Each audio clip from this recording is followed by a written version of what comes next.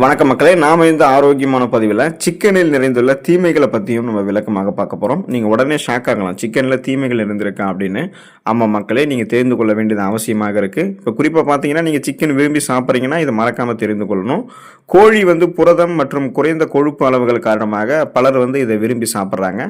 இது பெரும்பாலும் மற்ற இறைச்சிகளை விடவும் சத்தான ஒன்றாக இருக்குது. கொழுப்பு இல்லாத இறைச்சியை விரும்புபவர்கள்லாம் சிவப்பு இறைச்சிக்கு பதிலாக கோழி இறைச்சி தான் சாப்பிடுவாங்க, அதாவது கோழிக்கறி தான் எடுத்துக்குவாங்க.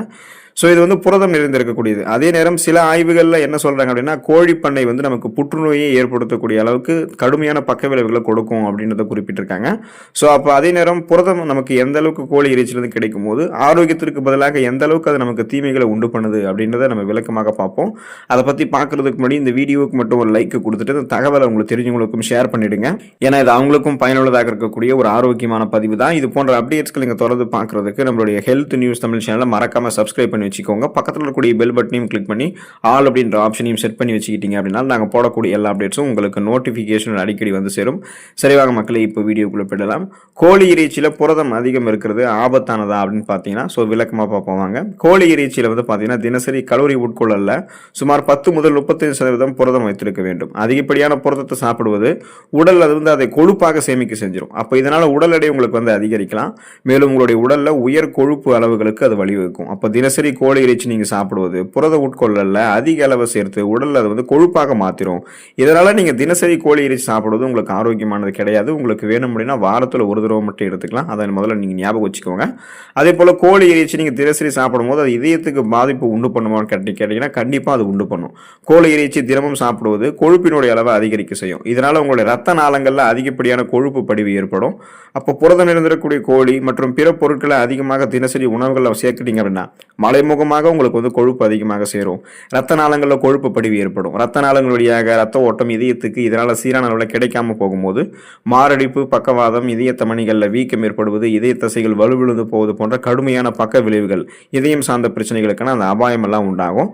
அதனால நீங்கள் அதிலிருந்து விடுபடணும்னா கோழிக்கறியை அளவாக சாப்பிட்றது நல்லது. கோழி இறைச்சியை தினசரி நீங்கள் சேர்க்கும் போது அது உணவு விஷமாக உங்களுக்கு பாதிக்குமான்னு கேட்டிங்கன்னா கன்ஃபார்ம் உங்களுக்கு சான்சஸ் இருக்கு. இறைச்சியை முழுமையாக சமைக்காத போது அது விஷமாக மாறலாம். அதே போல் கோழி இறைச்சியை சமைக்க முயற்சிக்கும் போது அதை சுத்தம் செய்வதில் கவனம் செலுத்தணும். ஏன்னா இப்போ இந்த கோழி இறைச்சியில் சால்மோனெல்லா அல்லது கேம்பிலோ ஃபேக்டர் போன்றவை உண்டாகலாம்.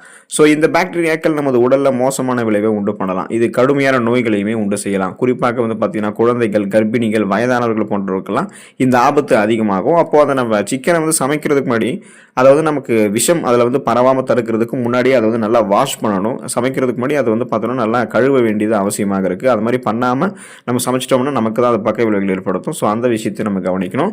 கோழி இறைச்சியை தினமும் நீங்கள் சேர்த்தீங்கன்னா உடல் எடையை அதிகரிக்கலாமான்னு கேட்டிங்கன்னா கண்டிப்பாக உங்களுக்கு அதிகரிக்கும்.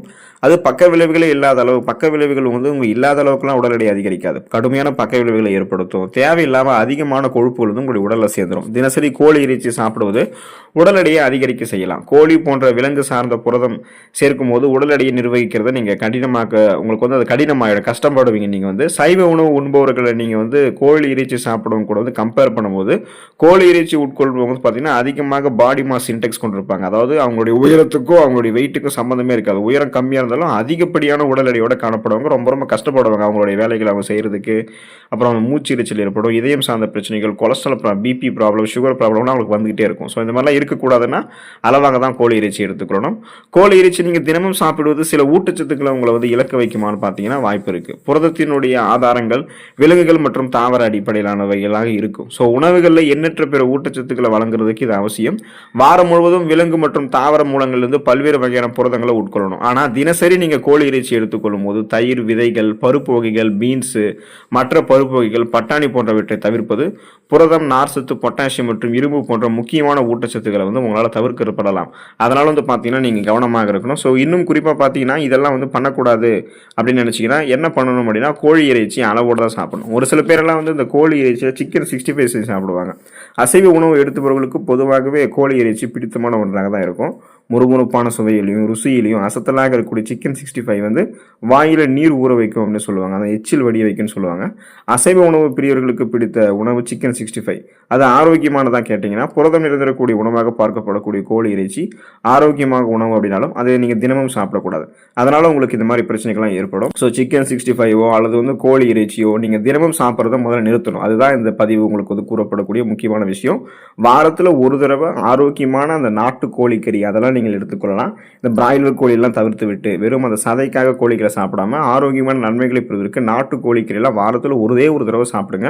சண்டே அது வந்து நீங்கள் எடுத்துக்கிட்டாலே போதுமானது. அந்த ஒரு நாள் நீங்கள் வந்து சாப்பிட்றீங்க அல்லது சண்டே இல்லை நாங்கள் வேறு டேயில் சாப்பிட்றோம்னா வாரத்தில் ஒரு டே கன்ஃபார்ம் அந்த மாதிரி நீங்கள் எடுத்துக்கிட்டிங்கன்னா நன்மைகள் மட்டுமே கிடைக்கும். தீமைகள் இல்லாமல் ஆரோக்கியமாக இருக்கலாம். அடுத்த ஆரோக்கியமான பதிவில் மறக்காமல் சந்திப்போம். நன்றி மக்களே.